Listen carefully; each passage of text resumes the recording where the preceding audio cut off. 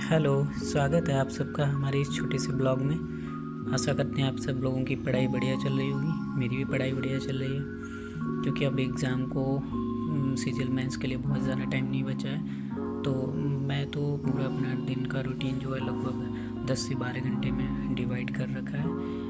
उतने में मेरे सारे सब्जेक्ट कंफर्म हो जाते हैं जो भी मुझे तो सबसे पहले मेरी दिन की शुरुआत करंट अफेयर की क्लास से होता है, जो कि मैं कुमार गौरव सर से करता हूँ। और इससे मेरा करंट अफेयर भी पूरा रिवीजन होता रहता है, मुझे कभी रिवीजन नहीं करना पड़ता है। और इसके साथ साथ मेरी स्टैटिक जीके और जीके भी इससे रिवीजन होती रहती है, तो मुझे रिवीजन की टेंशन नहीं रहती है ये क्लास करने से। और ऑलमोस्ट मैं लगभग 40 मिनट में ये क्लास पूरी समाप्त कर देता हूँ। ज़्यादा टाइम नहीं मुझे लगता है, क्योंकि मैं 2x की स्पीड पे देखता हूँ और पर डे में क्लास करता हूँ, तो मुझे प्रॉब्लम नहीं होती है 2x स्पीड पे, इसलिए मैं कर लेता हूँ इतने में। तो मेरी दिन की शुरुआत इसी क्लास से होती है और मुझे काफ़ी इससे बेनिफिट मिलता है इस क्लास से। उसके बाद मैंने 1 से लेके 30 तक के स्क्वायर रिवीजन किए, जो कि मैं लिख के रिवीजन करता हूँ। और 1 से लेके 30 तक का क्यूब भी रिवीजन किया। और उसके बाद कुछ टेबल का रिवीजन किया मैंने, और कुछ मैथ के लिए कैलकुलेशन के लिए भी मैं पर डे कुछ ना कुछ कैलकुलेशन करता रहता हूँ, जिससे कि मुझे एग्ज़ाम के टाइम कोई प्रॉब्लम ना हो। कैलकुलेशन के बाद फिर मैंने लगभग 30 मिनट तक कंप्यूटर पे टाइपिंग प्रैक्टिस की, क्योंकि टाइपिंग बहुत ही ज़रूरी है इस टाइम पे सीजीएल के लिए। अगर इसमें हम डिस्क्वालीफाई होते तो फिर सारा एग्ज़ाम भी मेरा सही जाए या किसी का भी सही जाए, तो उसका कोई बेनिफिट नहीं मिलता है अगर आप कंप्यूटर टाइपिंग में बाहर हो गए। कंप्यूटर प्रैक्टिस के तुरंत बाद मैंने लगभग 30 मिनट तक कंप्यूटर का रिवीजन किया, क्योंकि ये भी बहुत ज़रूरी है। कंप्यूटर में आपको क्वालिफाई करना पड़ेगा। अगर आप क्वालिफाई नहीं कर पाते हैं तो इसमें भी डिस्क्वालीफाई हो गए तो आप बाहर हो जाएंगे। तो इसलिए मैं लगभग 30 मिनट पर डे कंप्यूटर को देता हूँ, रिवीजन करता हूँ। पढ़ा तो मैंने पहले से ही, लेकिन रिवीजन मैं प्रॉपर करता हूँ। उसके बाद मैंने फिर 1 वर्ड सब्स्टिट्यूशन इंग्लिश में किए, जो कि नीतू सिंह वॉल्यूम 1 से मैंने किए हैं। और लगभग इसमें जितने भी दे रखे हैं मैंने सारे के सारे रिवीजन किए, जो कि लगभग मुझे 1 घंटे का टाइम लग गया।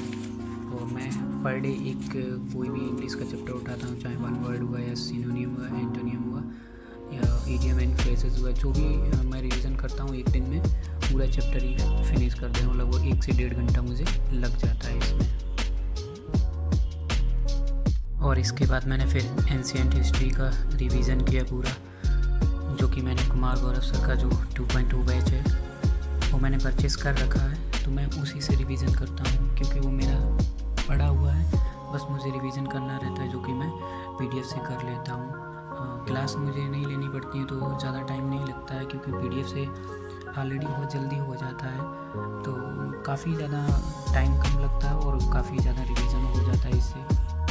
तो मेरा पढ़ा हुआ है, इसलिए मैं इसी से रिवीजन करता हूँ। मेरे पास सारी पीडीएफ रखी हुई हैं, तो मैं पीडीएफ से बस इसको रिवीजन कर लेता हूँ।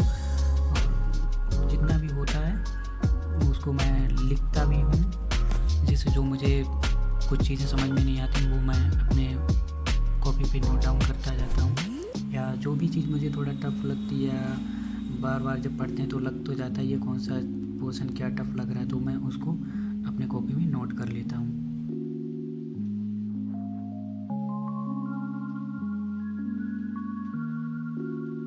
और फिर सबसे लास्ट में मैंने मैथ का रिवीजन किया, जो कि आप लोग देख ही सकते हैं। एज चैप्टर है, इसमें बहुत सारे क्वेश्चन तो नहीं है, लगभग 50-60 के करीब थे, तो लास्ट में मैंने इसका पूरा रिवीजन किया। और मैं ये आदित्य रंजन सर का जो बैच है मैं उससे पूरा करता हूँ, क्योंकि मेरे पास बैच भी है और उसकी मैंने पीडीएफ निकलवा रखी है, तो मैंने पीडीएफ पे ही ये क्वेश्चन इसके सोल्व कर रखे हैं, तो मुझे रिवीजन करने में इसका ज़्यादा टाइम नहीं लगता है और मुझे ईजी भी होता है। और इसके बाद सबसे लास्ट में मैंने एक रीजनिंग का प्रैक्टिस सेट सॉल्व किया। तो रीजनिंग को मैं पर डे ज़्यादा टाइम नहीं देता हूँ, ज़्यादा 30 से 40 मिनट देता हूँ, इतने में मेरा प्रैक्टिस सेट भी सॉल्व हो जाता है। बस मैं एक्स्ट्रा कुछ नहीं रीजनिंग में पढ़ता हूँ। तो यही मेरा रहता है पूरा डेली का रूटीन। और कभी कभी कुछ सब्जेक्ट छूट जाते हैं तो फिर उसको नेक्स्ट डे में कवर करते हैं। बाकी ऑलमोस्ट लगभग 10 से 12 घंटे में अपनी स्टडी को दे देता हूँ। तो आप लोग अगर इसको फॉलो करते हैं, अगर आपके फेवर में है तो आप लोग भी फॉलो कर सकते हैं। तो आप जैसे फॉलो करते हैं वैसे आप पढ़ते रहिए।